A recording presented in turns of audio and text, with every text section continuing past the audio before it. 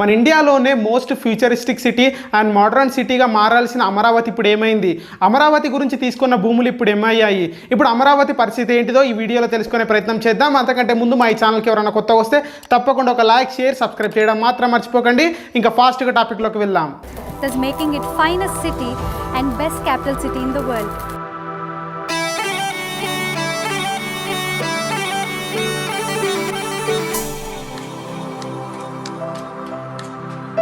10 సంవత్సరాల క్రితము ఆంధ్రప్రదేశ్ 2 రాష్ట్రాలుగా డివైడ్ అయింది.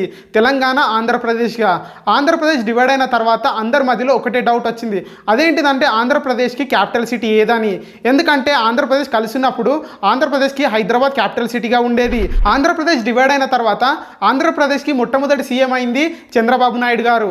ఆయన సీఎం అయిన తర్వాత ఆయన అమరావతిని గ్రీన్ ఫీల్డ్ సిటీ, మోడర్న్ సిటీగా తయారు చేయాలనుకున్నాడు. అసలు అమరావతిని ఎందుకు ఎన్నుకున్నారు, అమరావతిని గ్రీన్ ఫీల్డ్ సిటీ చేయాలనుకున్నారు. అసలు గ్రీన్ ఫీల్డ్ సిటీ అంటే ఏంటిదో ఇప్పుడు తెలుసుకుందాం. అమరావతిని క్యాపిటల్ సిటీ చేయడానికి ముఖ్యంగా 3 రీజన్స్ ఉన్నాయి. అవేంటిదంటే అమరావతి ఆంధ్రప్రదేశ్కి మిడిల్లో ఉంటుంది, మరి అంతేకాకుండా అమరావతి 2 సిటీస్కి మిడిల్లో ఉంటుంది. అదేంటిదంటే విజయవాడకి, గుంటూరుకి మధ్యలో ఉంటుంది.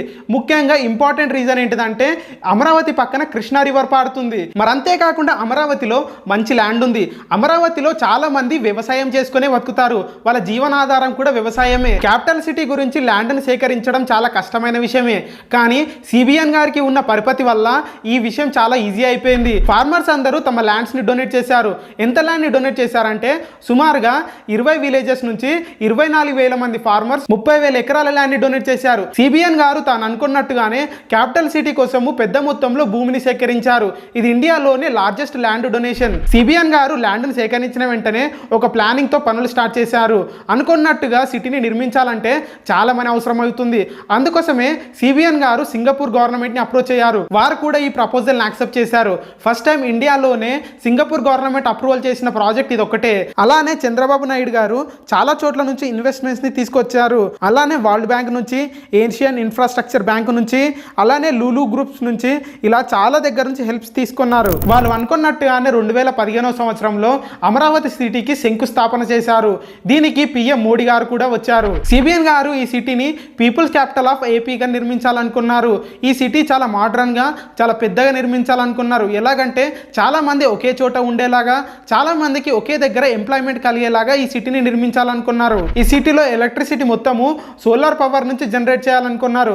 ఎలాగంటే ప్రతి ఇంటి మీద సోలార్ ప్యానెల్స్ పెట్టి వాటి నుంచి పవర్ జనరేట్ చేయాలనుకున్నారు. ఈ సిటీలో వాటర్ టాక్సీస్ ప్లాన్ చేశారు ట్రాన్స్పోర్ట్ కోసం. మరి అంతేకాకుండా ఈ సిటీలో 5 different types of roads plan చేశారు. ఎలాగంటే వాకింగ్ కోసం ఒకటి, బైసైకిల్ కోసం ఒకటి, ఇలా 5 డిఫరెంట్ టైప్స్ ఆఫ్ రోడ్స్ని కన్స్ట్రక్ట్ చేయాలనుకున్నారు. మరి అంతేకాకుండా ప్రపంచంలోనే the best modern legislative assembly మరియు హైకోర్టు నిర్మించాలనుకున్నారు. ఈ సిటీ మొత్తము అండర్ గ్రౌండ్ ఎలక్ట్రిసిటీ ఉండేలాగా ప్లాన్ చేశారు. మరి అంతేకాకుండా ఈ సిటీలో 9 డిస్ట్రిక్ట్స్ ఉండేవి. ఒక్కొక్క డిస్ట్రిక్ట్ ఒక్కొక్క దానికి ప్రత్యేకత. ఎలాగంటే ఒక డిస్ట్రిక్ట్ స్పోర్ట్స్, ఒక డిస్ట్రిక్ట్ హెల్త్, ఒక డిస్ట్రిక్ట్ ఇండస్ట్రియల్, ఇలా 9 డిస్ట్రిక్ట్స్ నిర్మించాలనుకున్నారు. అలానే ఒక పెద్ద లెజిస్లేటివ్ మోడర్న్ అసెంబ్లీని నిర్మించాలనుకున్నారు. అది ఎంత పెద్దగా ఉంటుందంటే స్టాచ్యూ ఆఫ్ యూనిటీ కంటే కూడా చాలా పెద్దగా ఉండేది. వాళ్ళు అనుకున్నట్టుగానే పనులు స్టార్ట్ చేసిన వెంటనే 2019వ సంవత్సరంలో సిబిఎన్ గారికి ఎలక్షన్స్ రూపంలో ఒక పెద్ద షాక్ తగిలింది. అదేంటిదంటే సిబిఎన్ గారి ప్రభుత్వం పడిపోయి వైసీపీ ప్రభుత్వం వచ్చింది. వైఎస్ జగన్మోహన్ రెడ్డి గారు సీఎం అయ్యారు. జగన్మోహన్ రెడ్డి గారు సీఎం అయిన వెంటనే అమరావతి పనులు ఎక్కడికక్కడ ఆగిపోయాయి. మరి అంతేకాకుండా ఎలక్ట్రిసిటీ కోసము టవర్స్ వేశారు కానీ వాటికి వైర్లు లేవు. అండర్ గ్రౌండ్ కోసం టన్నల్స్ తెప్పించారు కానీ వాటిని వేయలేదు. ప్రభుత్వ ఉద్యోగుల కోసం బిల్డింగ్స్ కట్టించారు కానీ వాటిలో ఎవ్వరు ఉండడం లేదు. లెజిస్లేటివ్ అసెంబ్లీ కోసం ఒక కాంప్లెక్స్ని కట్టించారు కానీ అది ఇప్పుడు ఖాళీగానే ఉంది. ఇలా ఈ పనులన్నీ ఎక్కడికక్కడ ఆగిపోయాయి. జగన్మోహన్ రెడ్డి గారు ఒక కొత్త ప్లాన్తో ముందుకు వచ్చారు. అదేంటిదంటే ఏపీలో 3 క్యాపిటల్స్ అని. అవేమేమిటి అంటే ఒకటి అమరావతి, రెండవది విశాఖపట్నము, మూడవది కర్నూలు. ఈ 3 సిటీస్ని క్యాపిటల్ సిటీస్ చేయాలనుకున్నారు. అందులో మొదటిది అమరావతి, ఇది లెజిస్లేటివ్ క్యాపిటల్ సిటీ చేయాలనుకున్నారు. రెండవది విశాఖపట్నము, ఈ సిటీని అడ్మినిస్ట్రేటివ్ క్యాపిటల్ సిటీ చేయాలనుకున్నారు. మూడవది కర్నూలు, దీనిని జ్యుడిషియల్ క్యాపిటల్ సిటీ చేయాలనుకున్నారు. ఇలా ఈ 3 ప్రాంతాలను క్యాపిటల్ సిటీస్గా చేయాలనుకున్నారు.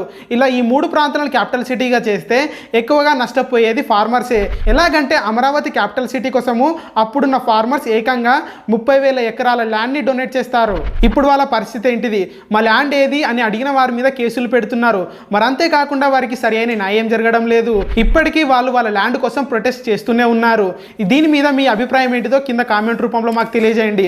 మా ఇన్ఫర్మేషన్ కూడా మీకు నచ్చినట్లయితే తప్పకుండా ఒక లైక్, షేర్, సబ్స్క్రైబ్ చేయడం మాత్రం మర్చిపోకండి. నమస్తే.